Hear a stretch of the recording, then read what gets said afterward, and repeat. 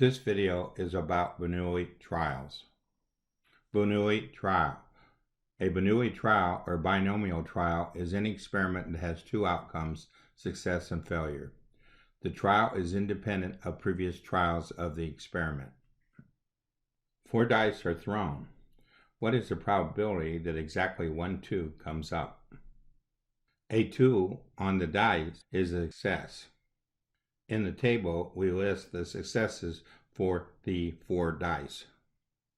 The throw has no 2s, 1 2, 2 2s, 3 2s, or all 4 are 2s. The probabilities are listed at the bottom of the table, with P being success and Q being failure.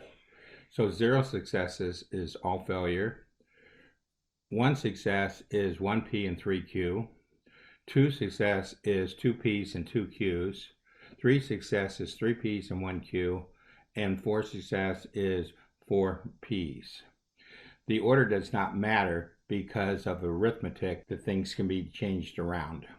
The probability of 1 success, P times 3 Q's, so the 2 coming up would be 1 chance out of 6, not 2 would be 5 out of 6, so it's 1 out of 6 times 5 out of 6 3 times, which turns out to be 125 over 1,296.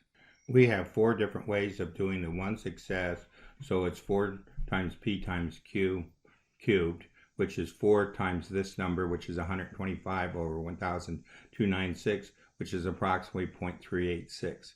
Here we see the success is written the 4 different ways. Taking a quick look at our calculator, we see in the history area these calculations. For the cube, we use x raised to the y power. For combo, we hit the toolbox, probability, and then the combination. This ends our video on Bernoulli trials.